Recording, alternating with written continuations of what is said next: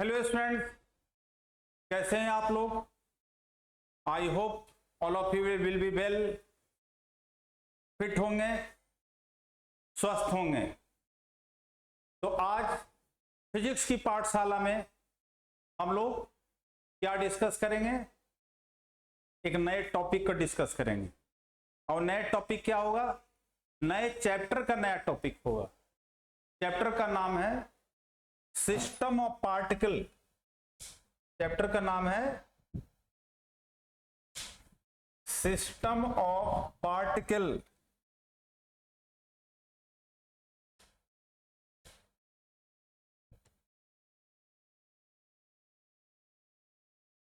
System of particle and rotational motion. Chapter का नाम है आपका system of particle and rotational motion. तो पहले हम लोग देखेंगे यहां पर कि सिस्टम ऑफ पार्टिकल क्या है। क्या सिस्टम ऑफ पार्टिकल, क्या system of particle, system of particle, system of particle है क्या। सिस्टम का मीन्स क्या होता है, पहले यह देखना है आपको। सिस्टम का मतलब होता है ग्रुप। सिस्टम का मीनिंग क्या है, सिस्टम का मीनिंग है ग्रुप।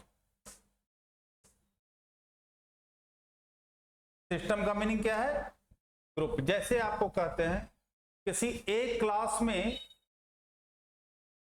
एक बच्चा बैठा हुआ, एक जनरल लैंग्वेज में बता सकते हैं कि क्या वो किसी के साथ इंटरैक्ट करेगा, नॉट पॉसिबल। लेकिन कम से कम दूसरा बच्चा आ जाता, दूसरे स्टूडेंट्स आ गया, उसके साथ कुछ तो इंटरेक्शन हो गया, हाय हेलो होगा। तो मतलब जैसे ही दो पर्सन आ गए एक क्लास के अंदर तो इंटरेक्शन स्टार्ट हो गया। तो इसका मतलब सिस्टम क्या है, what is the system. System क्या हुआ, सिस्टम क्या है, दैट इज, क्या कह सकते हो सिस्टम क्या है, what is the system. System हो गया असेंबली, सिस्टम हो गया असेंबली ऑफ पार्टिकल्स। सिस्टम क्या हो गया, assembly of particle which interact, which interact to each other, जो आपस में क्या करता हो, इंटरैक्ट करता, which interact to each other. मतलब मेन जो मेन क्या है इसमें important thing, that is interaction. अब इंटरैक्शन क्या हो सकता है भाई, दैट विल बी द, दो पार्टिकल हो तो वहां पर इंट्रामोलिकुलर फोर्स होगा, दैट इज, इसका मतलब intramolecular force of attraction should be there, तभी सिस्टम बन सकता है। इसका मतलब at least two particles, at least two particles required for system.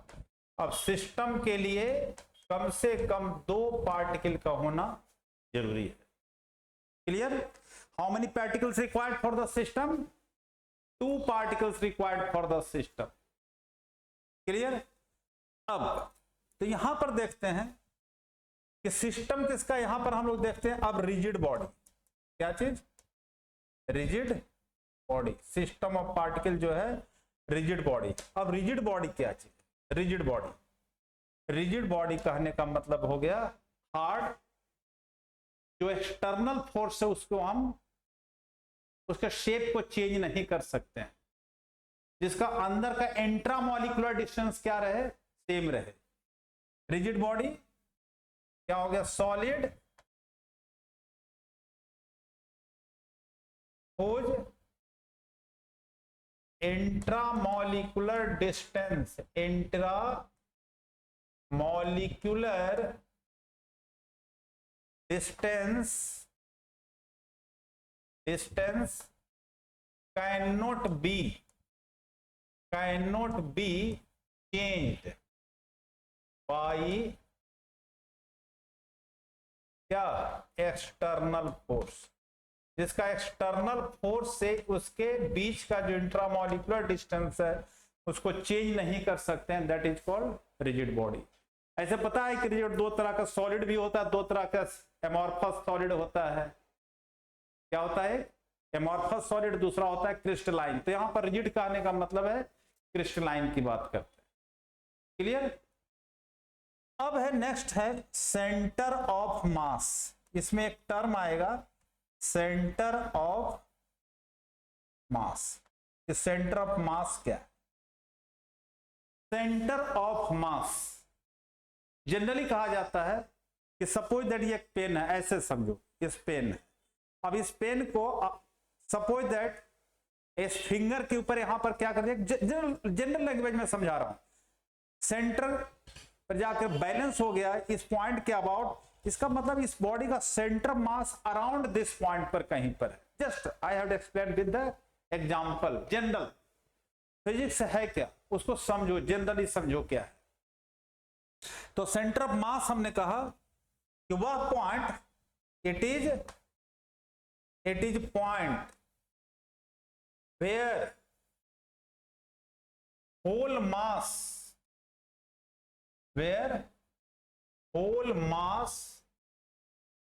of body supposed to be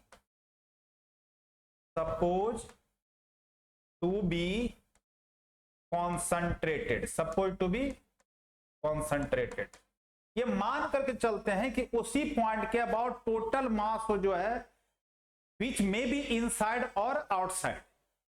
अब इनसाइड और आउटसाइड का मतलब क्या है कि वह point, suppose that take the example of, अब अगर एक हम एग्जांपल लेते हैं, एक एग्जांपल बता रहा हूं कि जैसे एक एग्जांपल लिया गया कि वन एग्जांपल इज देयर कि सेंटर ऑफ मास निकाला द सर्कल, इसका भी सेंटर ऑफ मास कहां पर हुआ? सेंटर पर ही है, सेंटर पर सेंटर ऑफ मास हो गया, जैसे सर्कल इज देयर। और अगर एक अनदर बॉडी लेते हैं, that is this is the body there, this ये डिस्क है, दिस इज द सर्कल और this is the circular disc is there, this is the disc. तो इसका भी जो सेंटर ऑफ मास जो होगा, इसका भी जो सेंटर ऑफ मास है वो भी कहां पर होगा? सेंटर ऑफ मास जो है एट द सेंटर पर ही है। अब दोनों में डिफरेंस क्या? दोनों का सेंटर मास तो सेंटर पर ही है, तो इसको हम लोग कह सकते हैं इनसाइड द बॉडी, मतलब मटेरियल के अंदर हो गया, दैट इसका भी सेंटर पर ही है। इसको सेंटर पर तो बैलेंस, इसको तो सेंटर पर एक डिस्क है तो उसको बैलेंस कर सकते हो, तो इसका भी सपोज टू बी कंसंट्रेटेड, तो दोनों का सेंटर ऑफ मास क्या हो गया? सेंटर पर ही है। तो जो हम लोग कहते हैं सेंटर ऑफ मास की, सेंटर ऑफ मास जो है कि that point is there where, suppose that आपको ये स्क्वायर है, क्या है ये? This is the square is there, इसका भी centre where the diagonal intersect करेगा, this is the centre of mass is there, this is the point of centre of mass is there, this is the point of centre of mass is there. Clear?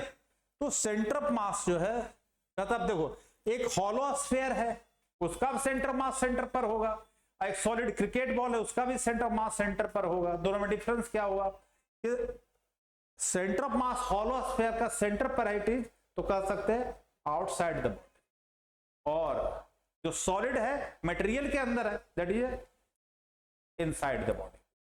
तो ये centre of मास का क्या हो गया? Concept हो गया। Clear? एक general language में एक आपको बताता हूं कि सेंटर ऑफ मास को भी समझने के लिए एक बात और बताता हूं। तो आप सबको पता है कि श्री रामचंद्र जी 14 वर्ष के वनवास में थे, तो रावण के साथ जो लड़ाई हुई थी, पता है ना आपको? तो वहां पर क्या है कि अब लड़ाई चल रही है, 10वें दिन जाकर के क्या हुआ कि रावण का वध हुआ। कब वध हुआ? बताओ कब वध हुआ? वध जब हुआ कि जब विभीषण ने ये बताया कि, कहने का मतलब जस्ट एग्जांपल आपको दे रहा हूं, विभीषण जब ये बताया कि आप, क्योंकि उसके जो लाइफ जो पूरा सेंटर है कहाँ, उसके नाभि में, अमृत जो कहा था, अमृत उसके नाभि में, वहां पर आप बांध को चलाए तभी वो मरेगा। इसका मतलब क्या हुआ, अगर आपसे कोई पूछा जाए कि ह्यूमन बीइंग का सेंटर ऑफ मास कहां पर होता है, तो ह्यूमन बीइंग्स का सेंटर ऑफ मास कहां पर है, जिसको आप नाभि कहते हैं, वहां पर सेंटर ऑफ मास होता है। इसका एग्जांपल देखो कि सपोज दैट कि जब आप ऊपर जा रहे हैं, हिल्स के ऊपर जा रहे हैं, तो क्या होता है, आगे की ओर आप थोड़ा सा बेंट होते हैं। क्यों बेंट होते हैं, कि सेंटर ऑफ मास को क्या करना है, अपने पोजीशन पर फिक्स रहना। जब ऊपर से नीचे उतरते हैं तो थोड़ा सा क्या होता है, पीछे की ओर हम बेंट हो जाते हैं। क्यों, सेंटर ऑफ मास को बैलेंस करने के लिए। तो सेंटर ऑफ मास का कहने का मतलब ह्यूमन बीइंग्स का सेंटर ऑफ मास कहां पर होता है, नाभि में। क्लियर। तो अब हम लोग, जैसा आपने देखा कि सेंटर ऑफ मास के लिए कम से कम एटलीस्ट, ये सब बॉडी बनाए n नंबर ऑफ पार्टिकल्स है, तो सेंटर ऑफ मास जो है, अगर by the way suppose that कहा जाए कि equilateral triangle, this is the equilateral triangle इधर, तो इसका सेंटर ऑफ मास कहां पर होगा भाई, तीनों मीडियन जहां पर कंसंट्रेट क्रॉस कर रहा है, this is the centre of mass is there. Is it clear. तो इस तरह से अब जो हम लोग देखते हैं सेंटर ऑफ मास न्यूमेरिकल के टर्म में जो आते हैं, न्यूमेरिकल के टर्म में आने के लिए हम लोग क्या करते हैं कि सेंटर ऑफ मास जो निकालना है हमें, सेंटर ऑफ मास, तो सेंटर ऑफ मास हम लोग लेकर के चल रहे हैं क्या, देखो centre of mass, centre of mass कितना बताए, 2 particle system, 2 particle system, centre of mass of 2 particle system. कम से कम how many particles are required for the, at least 2 particles are. Suppose that इसको हम अब XY प्लेन में हमने ले लिया, ये XY प्लेन है, 2 पार्टिकल्स आर देयर, यहां पर एक 2 पार्टिकल्स, 2 पार्टिकल्स है। सपोज दैट इसका मास है m1 और दिस है, इसका जो पोजीशन वेक्टर आपका है, पोजीशन वेक्टर इसका है r1, सपोज दैट इसका पोजीशन वेक्टर कितना है, r1। अनदर पार्टिकल m2, इसका जो पोजीशन वेक्टर है, suppose that r2 is there, r2 इसका पोजीशन वेक्टर कितना हो गया, r2। क्लियर। अब जो है कि इसका ये दोनों पार्टिकल का जो सेंटर ऑफ मास कहीं लाइन ज्वाइनिंग पर ही होगा, कहीं पर लाइन ज्वाइनिंग पर ही होगा। तो मान लिया this is the point, C the point for the centre of mass of the 2 particle system with respect to origin, with respect to origin. देखो जो फॉर्मूला भी इसमें फॉर्मूला बता रहे हैं, डेरिवेशन तो बहुत लंबी डेरिवेशन भी है, but you have to learn. Generally जो क्वेश्चन पूछा जाता है न्यूमेरिकल से पूछा जाता है सेंटर, तो यहां पर सेंटर ऑफ मास मान लिया इसका जो है पोजीशन वेक्टर के टर्म में r ले लिए, तो यहां r जो हो गया सेंटर ऑफ मास जो हो गया, that is m1 r1 plus m2 r2 upon that is m1 plus m2।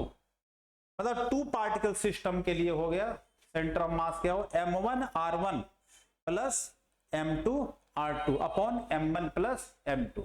तो सिमिलरली n पार्टिकल के लिए भी लिख सकते हैं, तो n पार्टिकल्स के लिए क्या हो जाए, सेंटर ऑफ मास जो हो गया, सेंटर ऑफ मास हो गया m1 r1 और किसके लिए निकाल रहे हैं, n पार्टिकल्स, और n पार्टिकल्स, सेंटर ऑफ मास निकालना और n पार्टिकल्स, n पार्टिकल्स के लिए निकालने के लिए क्या है, n पार्टिकल्स के लिए फॉर्मूला लगाते हैं कि r इज इक्वल टू हो जाएगा, r is equal to m1 r1 plus m2 r2 plus mn rn upon m1 plus m2 plus dot dot mn।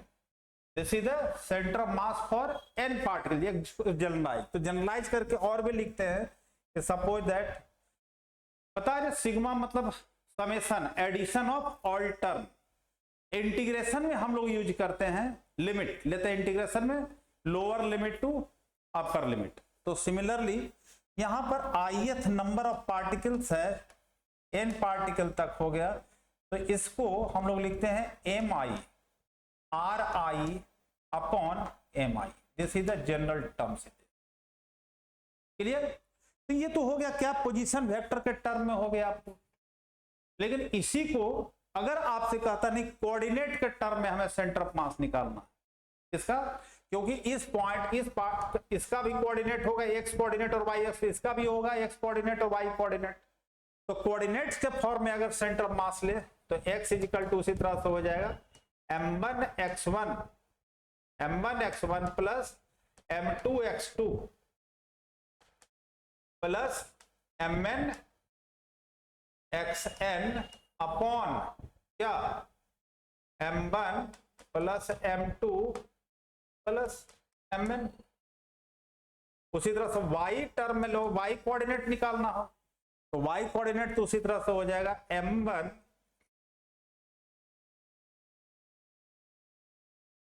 That is m1 y1 plus m2 y2 plus plus mn yn upon mn m1 plus m2 plus mn। So this is the x coordinate, y coordinate. Similarly you can find for z coordinate also. तो z coordinate के लिए क्या हो जाएगा m1 z1 plus m2 z2 plus mn zn upon mn लेकर mn। तो that is in terms of the, और NCERT में इस पर क्वेश्चन भी दिया हुआ कि कोऑर्डिनेट के टर्म में निकालने। हो सकता है यही जब पार्टिकल जो हो किस टर्म में, वेलोसिटी के टर्म में पूछा भी जा सकता है। किस टर्म में? वेलोसिटी के टर्म में भी पूछा जा सकता है। दो पार्टिकल है, दोनों मोशन वेलोसिटी है, इसका मतलब अगर उसको हमें निकालना है कि centre of mass of moving particle, moving motion में सेंटर ऑफ मास जो है कि centre of mass in motion, जब बॉडी क्या हो, मूव कर रहा हो, तो n नंबर पार्टिकल अगर एक बॉडी मूव कर रहा है, क्योंकि तब उस केस में क्या हो जाएगा कि वेलोसिटी अगर निकालना हो, वेलोसिटी का टर्म तो क्या हो जाएगा m1 v1, जो सेंटर ऑफ मास निकलेगा वेलोसिटी के टर्म में, अगर पार्टिकल मूव कर रहा है तो m1 v1 plus m2 v2 plus plus mn vn upon mn m1 plus m2 plus, तो ये हो गया आपका सेंटर ऑफ मास। कि कैसे हम लोग कैलकुलेट करते हैं क्या चीज, सेंटर ऑफ मास का कैलकुलेशन। अच्छा, इस पर न्यूमेरिकल भी आता है, इस पर क्या आता है, न्यूमेरिकल भी आता है। तो देखो एक न्यूमेरिकल भी साथ साथ हम लोग डिस्कस कर लेते हैं इसके ऊपर, ठीक है। इस पर क्या डिस्कस करते हैं, न्यूमेरिकल भी डिस्कस कर लेते हैं। अब जैसे इसी से न्यूमेरिकल है, सपोज दैट ये न्यूमेरिकल है आपका, न्यूमेरिकल क्या है कि suppose that you are given one triangle is there, या एक इक्विलैटरल ट्राइंगल, दिस इज क्या है, इक्विलैटरल ट्राइंगल, और इसका 0.5 मीटर 0.5 मीटर और 0.5 मीटर इसके साइड, इक्विलैटरल ट्राइंगल है, तीनों एंगल 60 डिग्री हो गया, ठीक है। और इसमें ध्यान देना है कि तीन बॉडी है, m1 जो है आपका कुछ केजी मान लो 100 ग्राम का है, m2 है that is placed at the vertices, कहां पर प्लेस्ड है, वर्टिसेस, 150 ग्राम का है, और m3 जो है आपका 200 ग्राम का है, क्या है 200 ग्राम, और इसका निकालना है find the centre of mass, find centre of मास का। क्या क्वेश्चन है, एक इक्विलैटरल ट्रायंगल, इसके तीनों वर्टिसेस पर ये दिया हुआ है, मास दिया और इसका साइड भी दिया हुआ है। तो क्या बताया, पहले इसको हम कोऑर्डिनेट सिस्टम में ले आते हैं। इसको कोऑर्डिनेट सिस्टम में हमने ले आया, एक्स और ये क्या है वाई, कोऑर्डिनेट सिस्टम में हमने ले आया। तो कोऑर्डिनेट ये क्या हो गया, इसका ओरिजिन हो गया, 0 0 इसका तो ओरिजिन हो जाएगा, क्या होगा ओरिजिन। अब देखो, अब यहीं पर सपोज यहाँ पर m1 है, आपको कितना बताया 100 ग्राम, यहाँ रखा हुई है a है, ये b है, यहाँ m2 है दैट इज 150 ग्राम, और यहाँ पर c है that is m3 that is 200 gram, that is 200 ग्राम। ठीक है, अब कोऑर्डिनेट सिस्टम में लेना है तो सबसे पहले इसका कोऑर्डिनेट निकालो। देखो कोऑर्डिनेट क्या कि x1 क्या होगा, x2 क्या होगा और x3 क्या होगा, उसी तरह से y1 क्या होगा, y2 क्या होगा और y3 क्या। जब यहां पर आपने देखा ये जो कोऑर्डिनेट है 0 0 हो गया, तो x1 भी 0 हो गया, x1 भी 0 हो गया, ठीक है, x1 0 हो गया। अब यहां पर देखो x2 कितना होगा, x1 इसका कोऑर्डिनेट हुआ x1 y1, इसका जो कोऑर्डिनेट हो जाएगा x1 y1, इसका कोऑर्डिनेट क्या होगा आपका x2 y2, और इसका कोऑर्डिनेट क्या होगा x3 y3 होगा ना कोऑर्डिनेट। अब तो x1 0 हो गया, अब यहां y1 भी 0 है। अब x2 देखो, x2 यहां से लेंगे तो कितना हो जाएगा 0.5 मीटर, 0.5 मीटर, और y2 फिर कितना, इसका जब लेंगे तो 0 हो जाएगा, क्योंकि x एक्सिस पर y कोऑर्डिनेट क्या होगा 0 होगा। अब इसका कोऑर्डिनेट निकालने के लिए यहां से एक परपेंडिकुलर आप ड्रॉ कर दो, क्या ड्रॉ कर दिए, परपेंडिकुलर हमने ड्रॉ कर। तो जब परपेंडिकुलर ड्रॉ कर दिया तो ये हो गया 0.25, तो ये भी तो हो जाएगा 0.25, मतलब x3 जो हो गया आपका 0.25 तो हो गया x3 डायरेक्ट। अब y3 निकालना पड़ेगा, तो y3 के लिए कैसे निकालोगे आप, तो y3 दो तरह से, या तो पाइथागोरस से निकाल लो या ट्रिग्नोमेट्रिकल फॉर्मूला लगाकर निकाल लो, क्योंकि है तो सब क्या, ईच एंगल कितना है आपका ये 60 डिग्री है, तो 60 डिग्री में ये वाला ट्रायंगल अगर लेते हो तो यहां पर कितना हो जाएगा tan थीटा जो हो जाएगा आपका tan 60 इज इक्वल टू हो जाएगा परपेंडिकुलर, मतलब y3 अपॉन हाइपोटेन्यूज कितना 0.5, perpendicular upon sorry perpendicular upon base, क्या परपेंडिकुलर अपॉन बेस। तो परपेंडिकुलर तो हो गया आपका कितना y3 और बेस कितना हो गया 0.25, तो y3 आपका कितना हो गया tan 60 कितना होता है √3, 0.25 √3, 0.5 मीटर में तो 0. ये आ गया, तो 0.25 √3 मीटर। अब आ गया x1 x2 x3 भी आ गया, बिकॉज 3 पार्टिकल सिस्टम ही है, तो कहां तक लेंगे 3 पार्टिकल तक लेंगे, इसका सेंटर ऑफ मास निकालना है। तो कोऑर्डिनेट सिस्टम में जो आ जाएगा, तो कोऑर्डिनेट सिस्टम में क्या आएगा, अगर x निकालना है तो x निकालना है तो क्या हो जाएगा बताओ, m1 x1 plus m2 x2 plus m3 x3 upon m1 plus m2 plus m3। Why we have taken up to 3? Because this is a 3 particle system is there.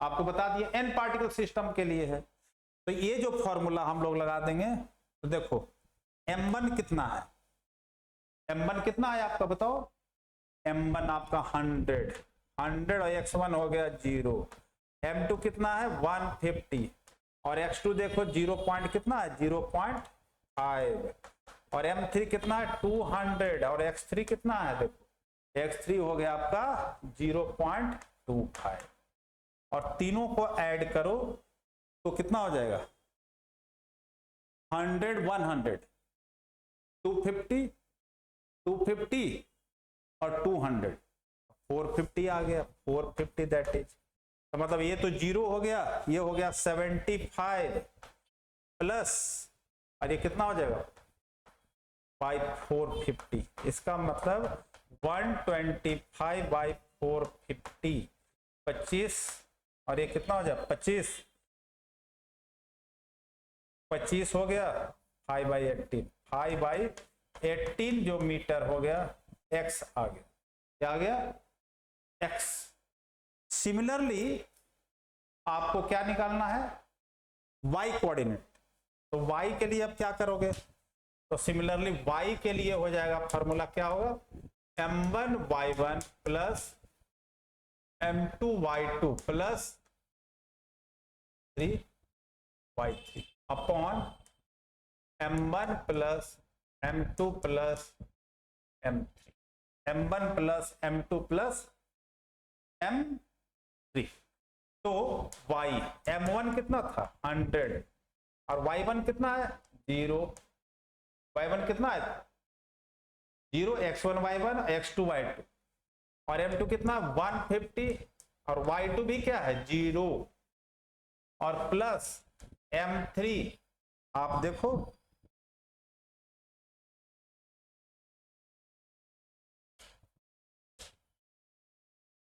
यहां पर देखो y1 भी 0 है, y2 भी 0, y3 कितना है 0.25 root 3 0 point, तो क्या कर देंगे इसको,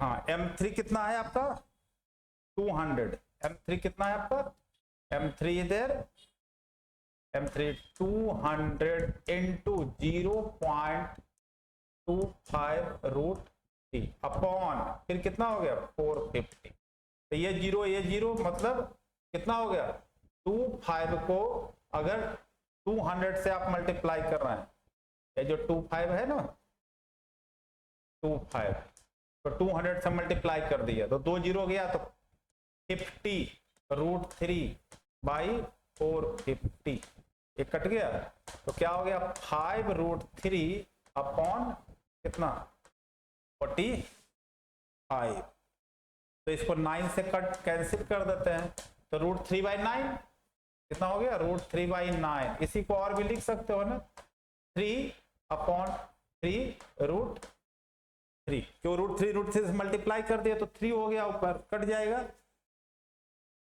रूट 3 आया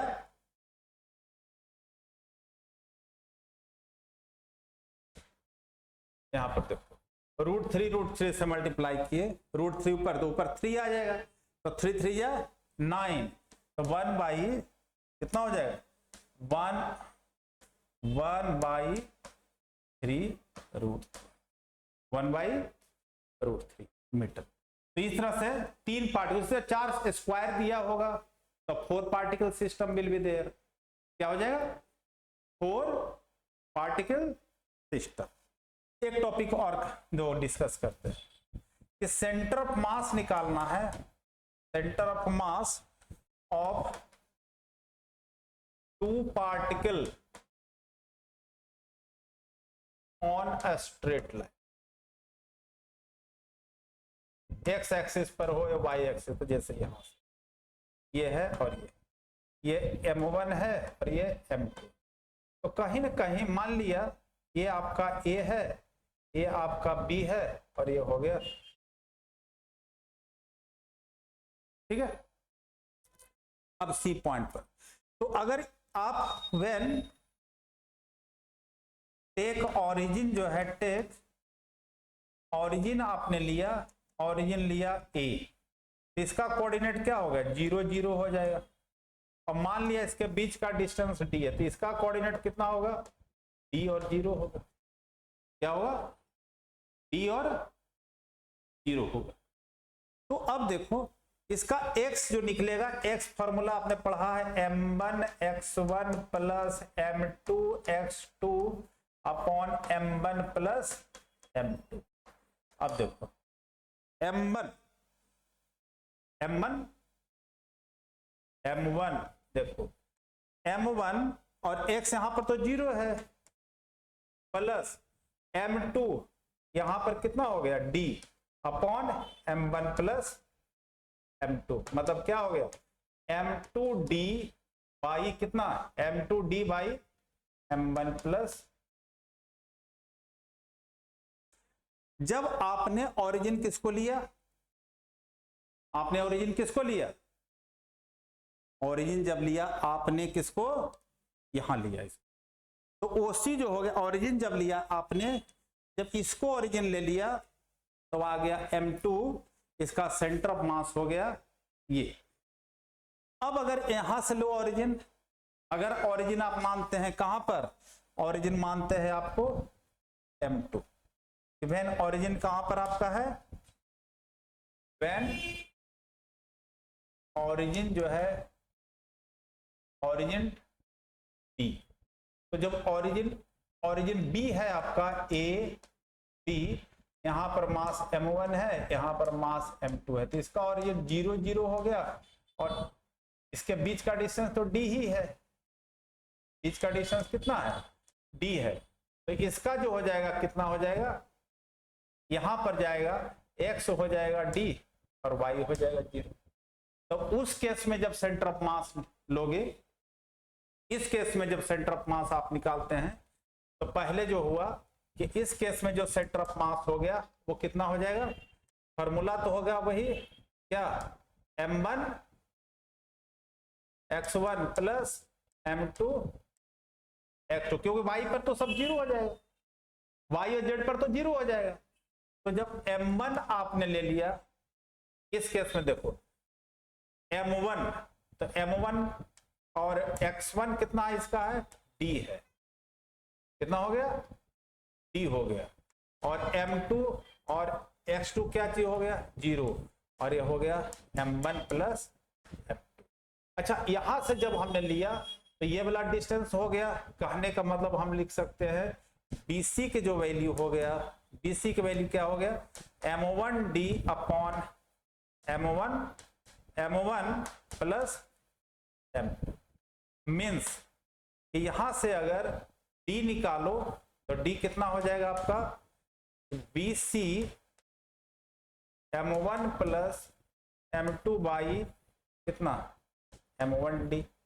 नहीं, अब पीछे वाला देखो, पीछे अगर निकाले थे X निकाले, यहां पर X, इसका मतलब क्या चीज है, ये AC है, दैट इज AC आया है, AC आया M2D upon M1 plus M2, AC is equal to आया है क्या, पीछे जो आया था, एंड AC जो आया आपका, AC आया क्या आया, M2D upon M1 plus M2। यहां से फिर निकालते हैं, D इज इक्वल टू कितना हो जाएगा, D इज इक्वल टू जो हो जाएगा, जो आज बता रहे हैं नेक्स्ट क्लास में इस पर क्वेश्चन करेंगे, इस पर इंपॉर्टेंट है इसमें। तो D इज इक्वल टू यहां पर जो हो जाएगा, D इज इक्वल टू आपका क्या हो जाएगा, फिर M1 प्लस M2 इंटू क्या, AC अपॉन क्या, D जो लिए तो M1 AC अपॉन कितना हो जाएगा, M2। अब देखो D दोनों इक्वल है, ये दोनों से देखो, देन क्या आ गया कि BC M1 plus M2 upon क्या, M1D, और इधर जो आ जाएगा आपका क्या चीज, M1 प्लस M2 क्या चीज, AC अपॉन M2, मीन्स ये और ये तो क्या हो जाएगा, कट जाएगा ना, और D से D भी क्या हो गया, कट गया, क्या आ गया आपका, M1 AC is equal to क्या चीज, M2 DC, M2 means M1 AC, देखो M1 हुआ तो दैट इज AC देयर, और M2 आया तो BC देयर। कहने का मतलब यहां से यहां का अगर मान लेते हैं, ये वाला X1 है और ये वाला क्या चीज है, इधर से X2 है, तो आ जाएगा M1 X1 is equal to M2 X2। तो this is the two particle system, जो है two particle system lying on X axis, अगर X एक्सिस पर है, क्योंकि X एक्सिस पर जो हो जाएगा क्या हो जाएगा, Y और Z कोऑर्डिनेट विल बी 0, उसी तरह से Y एक्सिस पर लोगे तो क्या हो जाएगा, X और Z कोऑर्डिनेट विल बी 0, और जेड एक्सिस पर जब लेंगे तो एक्स और वाई कोऑर्डिनेट विल बी 0, तो अकॉर्डिंगली, राइट। तो इसके बेसिस पर हम लोग नेक्स्ट क्लास में फिर क्वेश्चन करेंगे, ठीक है। तो आई होप कि आप लोगों को समझ में आया होगा। जब इस पर एक्चुअली थ्योरी तो सबको पता है, जब न्यूमेरिकल करेंगे तो जब न्यूमेरिकल करेंगे तब और बेटर क्लियर होगा। इसलिए जो भी मैं वीडियो रिलीज कर रहा हूं इसको आप लाइक करें, सब्सक्राइब करें, जिससे कि आपको भी बेनिफिट हो, साथ साथ मुझे ये हो कि हाँ बच्चों का रिस्पांस जो है पॉजिटिव है। तो थैंक यू बच्चे, होप हमने जो कहा है उसको आप लोग फॉलो करेंगे। Thank you.